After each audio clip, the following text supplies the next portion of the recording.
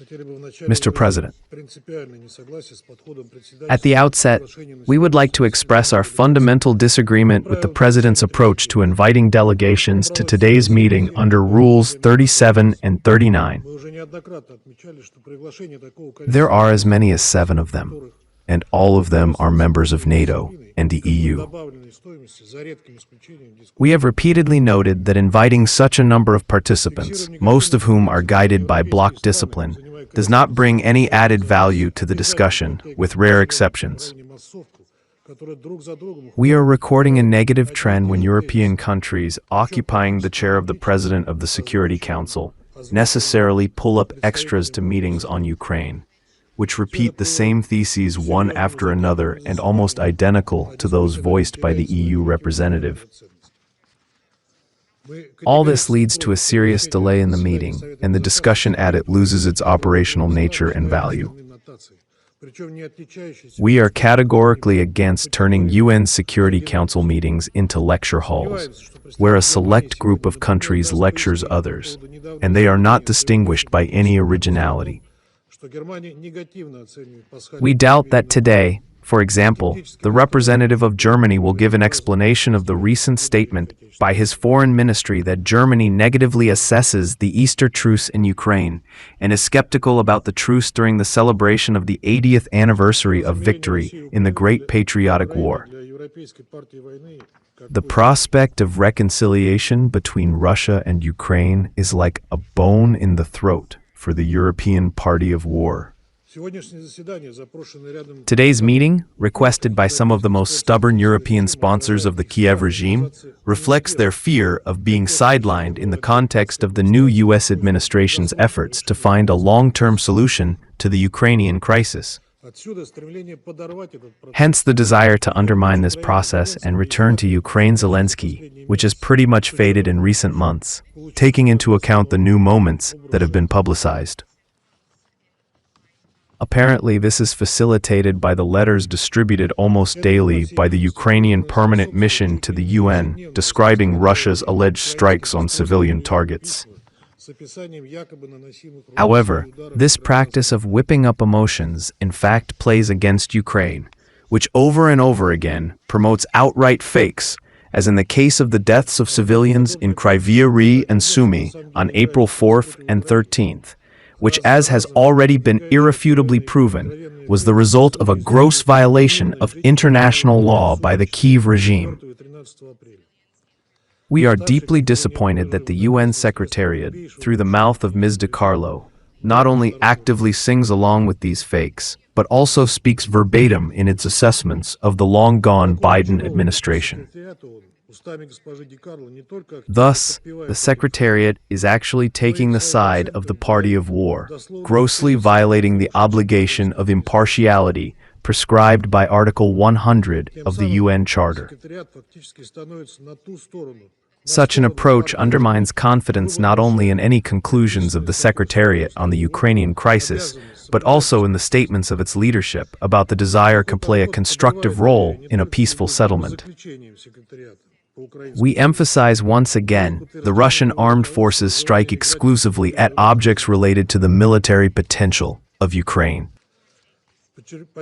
Casualties among the population arise due to the deliberate deployment of Ukrainian air defenses in densely populated areas of cities, and its improper operation, as well as due to the use of its own citizens as human shields. The special operation continues, and the strikes on April 18th, which served as a formal reason for convening the meeting, were carried out with high-precision weapons on key production sites for the production of unmanned aerial vehicles and infrastructure facilities of military airfields in Ukraine. All these goals have been achieved, and Kiev is well aware of this. By supporting such hypocritical and false claims of the Kiev clique and trying to present them as true, the European puppeteers of the Zelensky regime are only completely exposing themselves and once again highlighting their selective blindness and blatant double standards. Thus, since August last year, London, Paris, Brussels, and their henchmen have not found a single word of condemnation of the barbaric attack of Zelensky's gangs on the cities, towns and villages adjacent to the border in the Kursk region, the territory of which was completely cleared of Ukrainian invaders last week. We have repeatedly cited chilling data on the atrocities committed by the Ukrokars against this peaceful Russian region. Murders and mass shootings, rape, torture, kidnappings, and widespread looting. We held informal meetings of the UN Security Council with the invitation of witnesses to these crimes. The last in this series was the attack of the Bandera followers on April 24th on the masterpiece of wooden architecture, the temple complex New Jerusalem in the Belgorod region, which led to its destruction. It was a functioning church. There were no military targets nearby. Nevertheless, the armed forces of Ukraine dropped shells on shrines, which led to a fire, and then on firefighters, preventing them from extinguishing the fire. In the week from April 21st to April 27th alone, 98 civilians were injured by shelling by the armed forces of Ukraine. 12 people, including one child, were killed. Another 86 people, including 4 minors, were injured. About 2,000 ammunition were fired at civilian targets, including from multiple launch rocket systems, as well as mines, grenades, artillery shells, including cluster shells. Attack UAVs and small arms were used against unarmed civilians. The lion's share of the weapons used to attack the civilian population are Western-made. However, Kiev's European curators carefully pass over in silence the uncomfortable topic of the Kursk adventure of the Kiev prince, which ended in the complete defeat of the armed forces of Ukraine, which fatally affected the combat capability and morale of the Ukrainian army. The most active part in the liberation of Russian territory was taken by units of the DPRK. At the same time, Moscow and Pyongyang acted in full compliance with international law, in particular Article 4 of the Comprehensive Strategic Partnership Agreement of June 19, 2024, which provides for the immediate provision of military assistance in the event of an armed attack on one of the parties. We are extremely grateful to our Korean brothers, and their feat and courage will forever remain in the memory of our people. Mr. President, under these conditions, the main task of Kiev's European accomplices was, contrary to facts and common sense, to highlight the alleged desire for peace of the leader of the Kiev clique, which according to their unsubstantiated allegations, is not shared by Russia. Today we have heard many such attempts from our Western colleagues. It is becoming more and more difficult for London, Paris, and Brussels to do this, as well as to camouflage the bestial, misanthropic, and Nazi essence of the Zelensky regime, which is becoming more and more clearly visible. Russia prioritizes diplomacy and peaceful scenarios for resolving the conflict and proves it time after time. Thus, despite Kiev's sabotage of the 30-day moratorium on mutual strikes on energy infrastructure facilities, which the armed forces of Ukraine violated more than 130 times, the President of Russia demonstrated a gesture of goodwill by announcing an Easter truce from 1800 on April 19 to 200 on April 21st. It would allow the Ukrainian side to show its good faith in compliance with its obligations, Kwangha readiness for peace, not in words, but in deeds. In a hurry to abandon this initiative, Zelensky, apparently under pressure from sponsors and based on image considerations, soon changed his point of view and supported the proposal. Although the intensity of hostilities along the front line was indeed reduced during this period, the Russian Ministry of Defense recorded 4,900 violations by the armed forces of Ukraine. In particular, the Ukrainian military continued to conduct artillery fire and strike with drones, not only at the positions of our troops, but also at civilian targets in the border areas of the Belgorod, Bryansk, Kursk regions, and Crimea. Russia strictly observed the ceasefire and remained in the previously occupied lines and positions. Thus, Zelensky once again eloquently proved his inability to negotiate and his desire to torpedo any peace processes. Realizing its imminent defeat, the Kiev regime is increasingly sliding into overt terrorist methods. For example, on April 25th, when President Donald Trump's special envoy Stephen Witkoff was on his way to a new round of talks with President Vladimir Putin, Deputy Chief of the Main Operational Directorate of the General Staff of the Russian Armed Forces, Yaroslav Moskalik, was assassinated.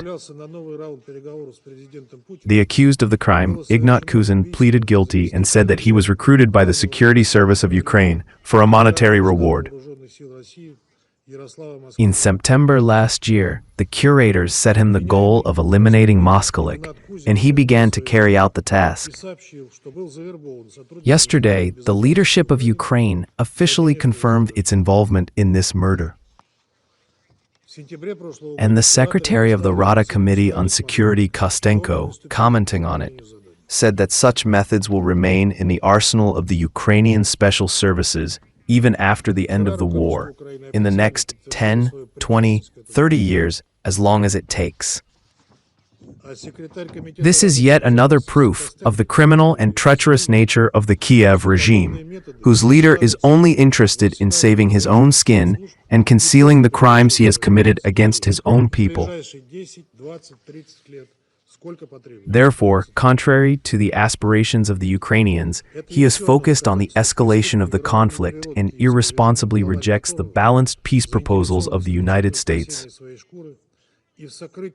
Nevertheless, the Russian-American dialogue continues, and many nuances of the future contours of the peace plan will be discussed.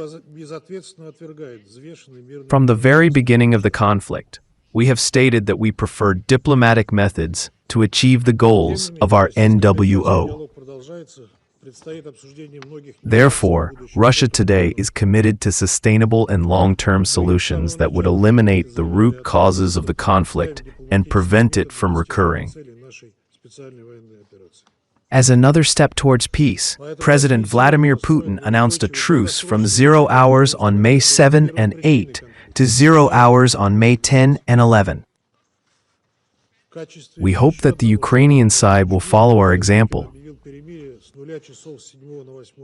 Such a step could be a prelude to direct peace talks between Russia and Ukraine without any preconditions, for which we are ready, despite the existing problems with the legitimacy of the head of the Kiev regime. Mr. President, our country's principled approaches to the settlement of the Ukrainian crisis were announced by the President of Russia in June last year. Let me remind you that we are talking about Ukraine's respect for the rights of the Russian-speaking population, about the neutral, non-aligned, and nuclear-free status of the country, its demilitarization and denazification, the recognition of the status of Crimea, Sevastopol, the Donetsk and Lugansk People's Republics, the Kherson and Zaporozhye regions, in accordance with the will of their residents as subjects of the Russian Federation. This position is firmly based on the provisions of the UN Charter and is not subject to revision. It is important that those who really want to help find a lasting solution to this Western-provoked crisis take this into account. We do not expect them to make empty declarations and calls for a truce, which our European colleagues are so actively voicing today only because they understand that otherwise Ukraine will suffer a crushing defeat. We expect clear and concrete signals from them towards a peaceful settlement. This primarily concerns the cessation of arms supplies to Ukraine and the readiness to convince Zelensky of the urgent need to enter into a constructive dialogue. And for this, we would like to remind him, among other things, that he needs to lift the ban on direct negotiations with the Russian leadership, which was enshrined in law at his own behest. And in a broader sense, it is necessary to finally implement the promise made to Ukrainian voters back in 2019 to work towards peace with Russia and respect for the rights of the Russian-speaking population of their country. And in general, to act in its interests, and not for the benefit of those who want to use Ukraine exclusively as a pawn in the geopolitical struggle against Russia. When Kyiv and its European curators understand this and realize the impasse of the very idea of continuing hostilities, make sure that the alternative to this is the complete defeat and capitulation of Ukraine, then probably we will begin to move in the right direction. Thank you for your attention.